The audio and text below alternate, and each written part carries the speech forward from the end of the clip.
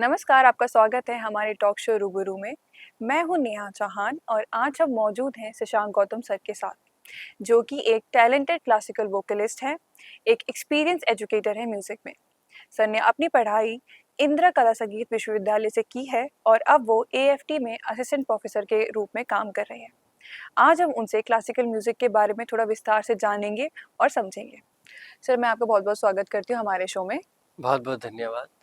Sir, मेरा आपसे पहला सवाल यही रहेगा कि बीइंग एन क्लासिकल वोकलिस्ट, तो आपकी ये जो जर्नी है वो कहाँ से शुरू हुई और कैसे शुरू हुई? क्योंकि कहते हैं ना, किसी जर्नी के पीछे कोई कहानी होती है या कोई ऐसा मोमेंट होता है, तो कहानी तो बिल्कुल है, जैसे मैं बचपन की एक बात बताता हूँ मैं।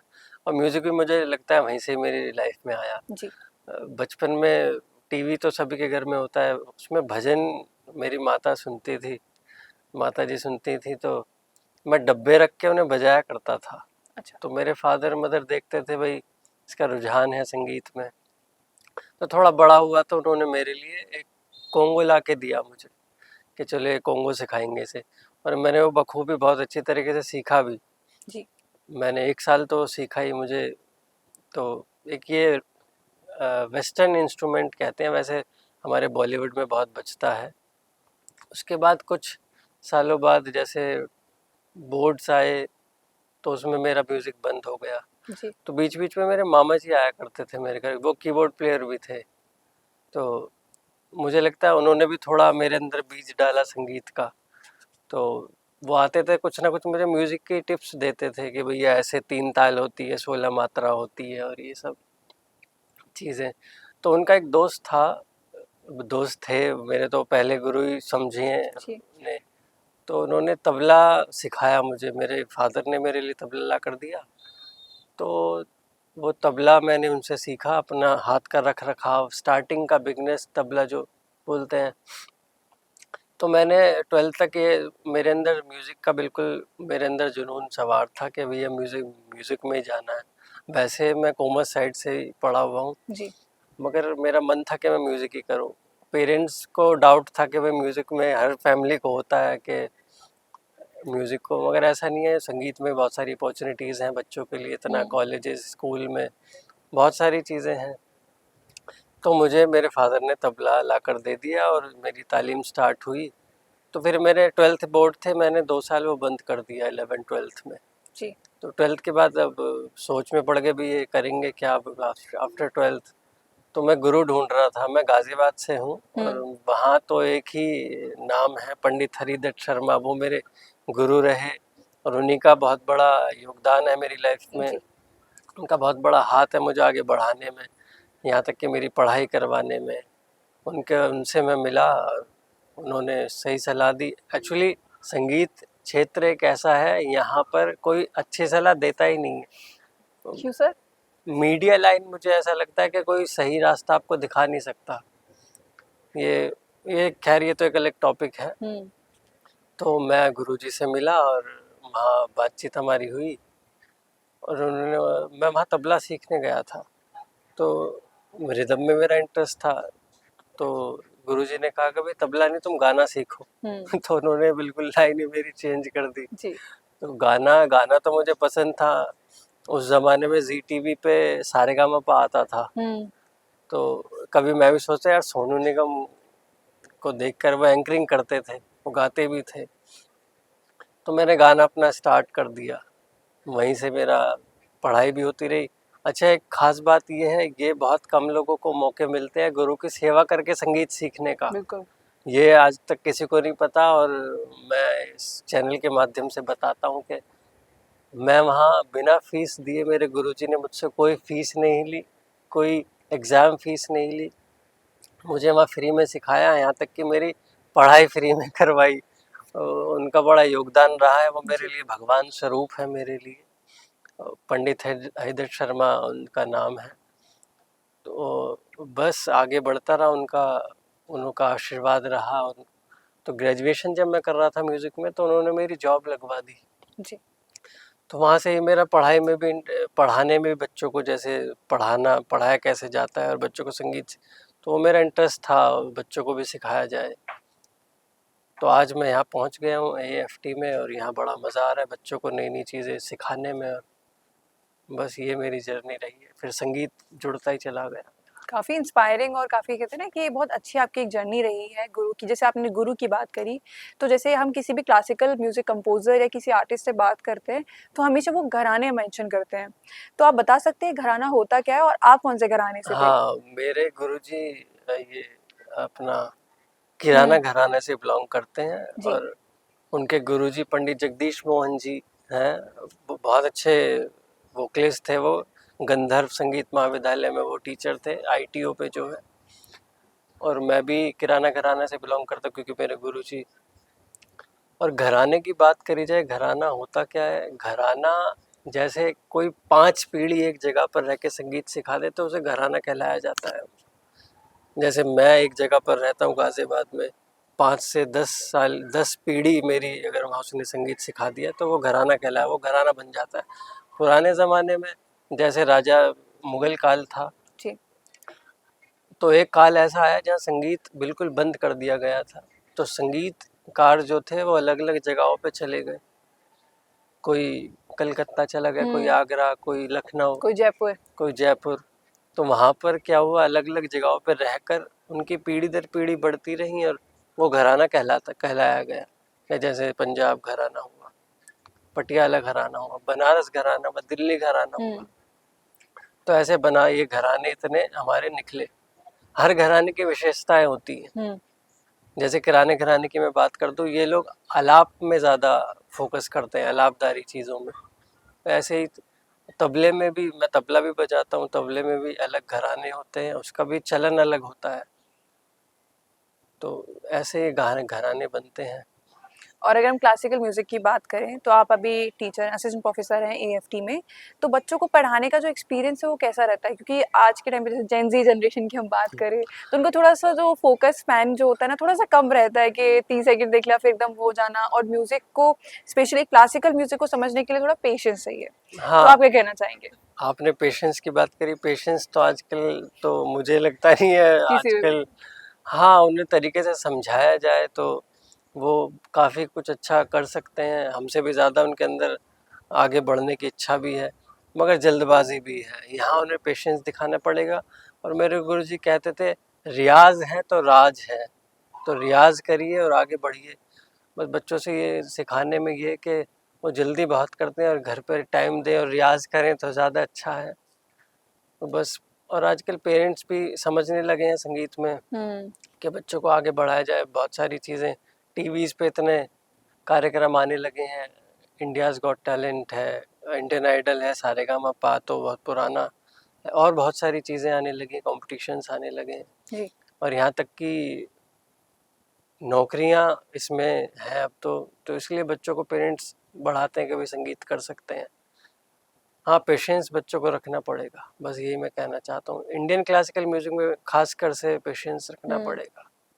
जैसे इंडियन क्लासिकल म्यूज़िक की बात करी, तो आजकल हमने देखा है कि पॉप कल्चर बहुत बढ़ गया है हमारे इंडिया में हो, क्योंकि we are adapting that westernisation का एक होता है ना कि एक म्यूज़िक वो चीज़ लाना कि pop beats, hip hop, R N B ये सब करके, एंड कहीं न कहीं हमारे जो क्लासिकल म्यूज़िक की जो रियल एसेंस है, not semi classical but the proper classical, वो कहीं न कहीं शायद धीरे-धीरे लॉस्ट हो रही है। तो आपके हिसाब से क्या कर सकते हैं हम? लॉस्ट तो खैर नहीं हो रही।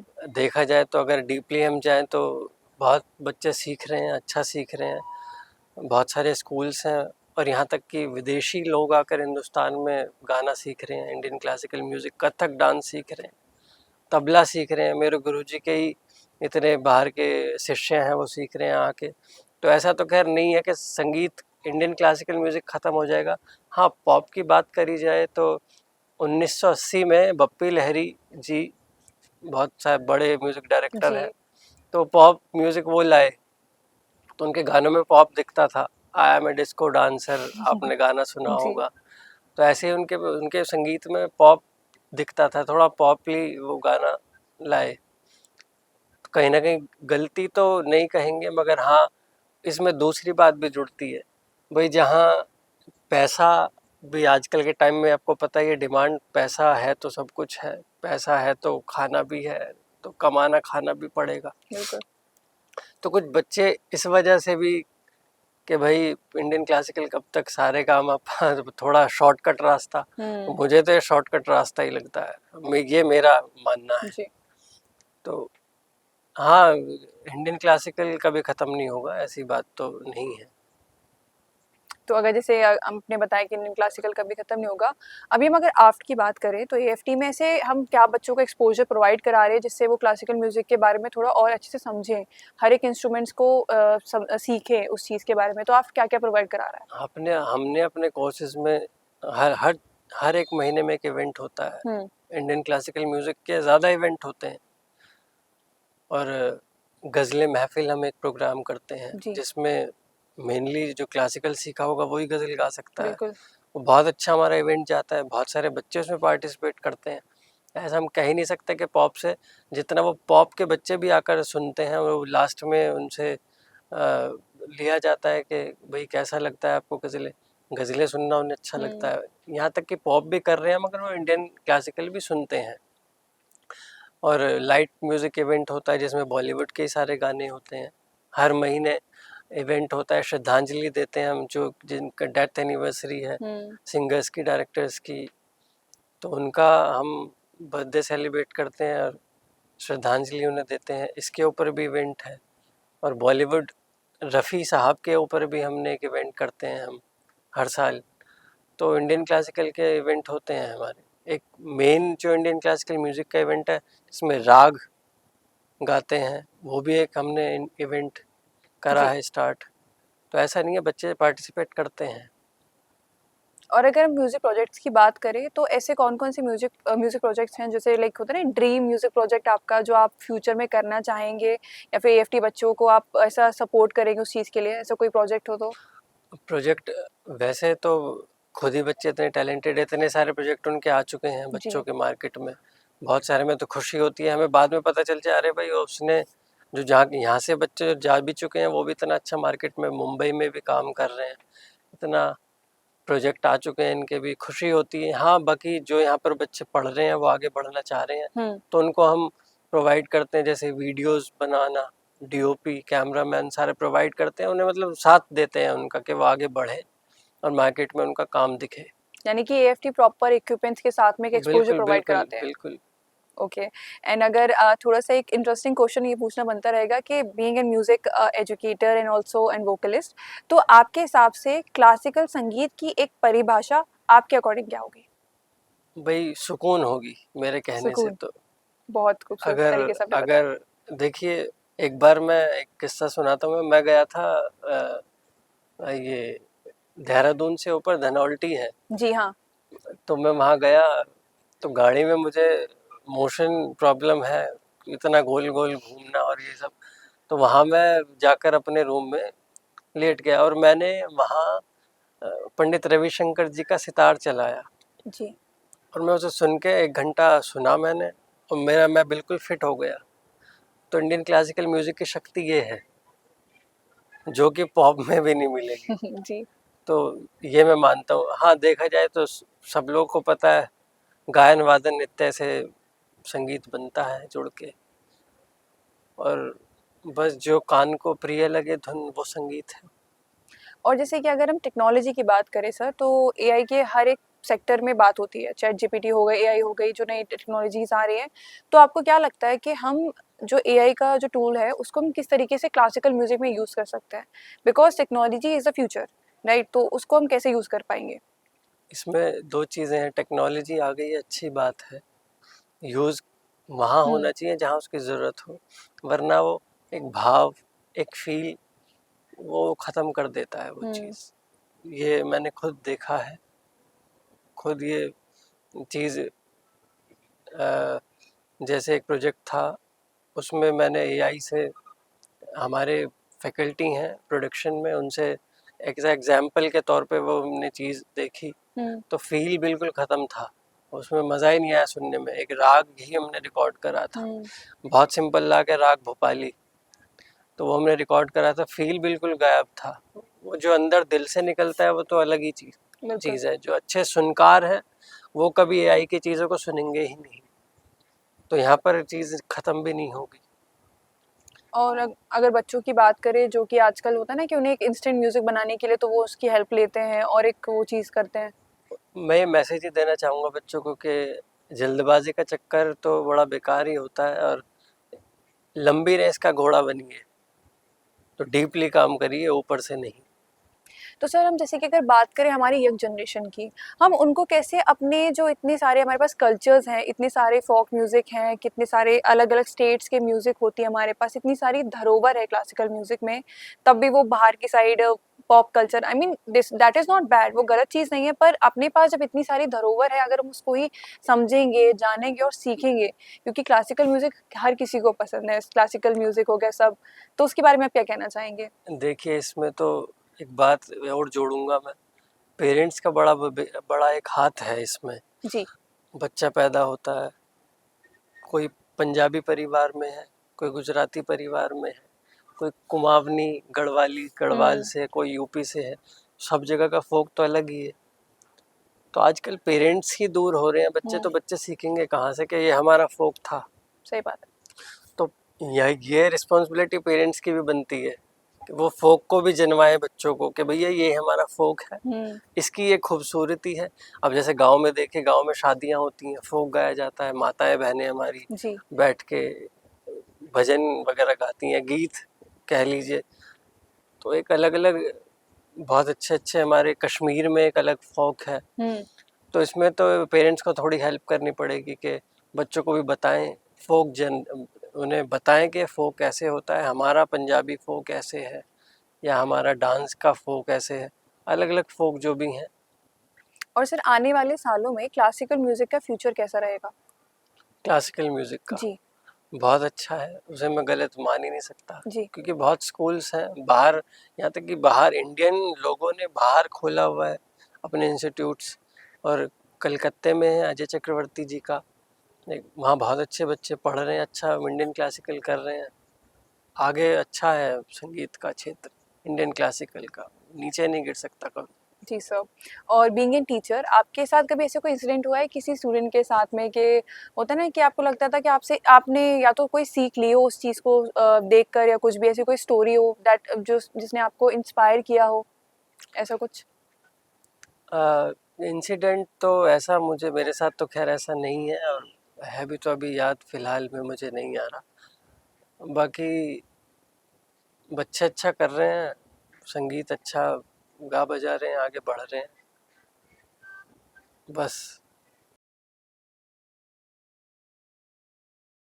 Okay sir. और क्लासिकल म्यूज़िक की अगर हम बात करें, आपने भी काफ़ी इंस्ट्रूमेंट्स प्ले करे हैं जैसे आपने बताया था, तो ऐसा कोई मेमोरेबल एक इंसिडेंट है जो आप बताना चाहेंगे हमें और हमारे व्यूअर्स को? मैं एक बार एक ओशो हुए हैं, जी। तो उनका जोरबादा बुद्धा गिटोरनी में एक फार्म हाउस है, वहाँ पर ओशो को लेकर चीज़ें होती हैं। तो मैं एक बार वहाँ गया, तो वहाँ के जो मेन लीडर थे, जो कहते हैं, जो वहाँ सारी चीज़ें देख रहे थे, जी। तो उन्होंने मेरी एक वीडियो इंस्टाग्राम पे देखी, और उन्होंने मुझे देखकर मैसेज आया, उन्होंने वहाँ बुला लिया। तो वहाँ मैंने ओशो तो खैर अभी नहीं है, मगर वहाँ हुँ। के जो लोग सुनने वाले उनके लिए एक फ्री में प्रोग्राम करा था। तो ये मेरे लिए बहुत अच्छा। रहा आपके लिए, बहुत ज़्यादा जी, अच्छा लगा आपको। और सर एक लास्ट में कोई मैसेज आप हमारे ऐसे यंग्स जो स्टूडेंट्स को देना चाहेंगे जो एएफटी में म्यूज़िक सीखना चाहते हैं और व्यूअर्स या ऑडियंस को कोई मैसेज देना चाहेंगे आप? बस मैं ये कहना चाहूँगा, आज आने वाली जनरेशन को, जो जो संगीत सीख रही है, हुँ, सीखने की भूख रखिए, सीखोगे जब ही आगे बढ़ोगे। और दूसरी चीज़, गुरु का इज्जत करना, गुरु की रिस्पेक्ट करना, वो बहुत कम होती जा रही है चीज़ें। मैं कॉलेजेस में, स्कूल में देखता हूँ, अलग ही दुनिया में है बच्चे। और रिस्पेक्ट ज़रूरी है, जब भी आगे बढ़ सकते हैं आप। बहुत-बहुत शुक्रिया सर आज हमारे टॉक शो रूबरू में हमारे साथ जुड़ने के लिए। Thank you so much. Thank you. आपसे मिलकर हमें बहुत अच्छा लगा और हमने आज संगीत के बारे में बहुत अच्छे से जाना और हमें भी लगता है कि हमारे व्यूअर्स भी समझे होंगे इस चीज़ के बारे में। बिल्कुल धन्यवाद, बिल्कुल जो भी मेरे से हो सका मैंने बिल्कुल सर, शुक्रिया अपना। सर। Thank you. मिलते हैं आपसे एक अनदर एपिसोड के साथ में, जुड़े रहिए।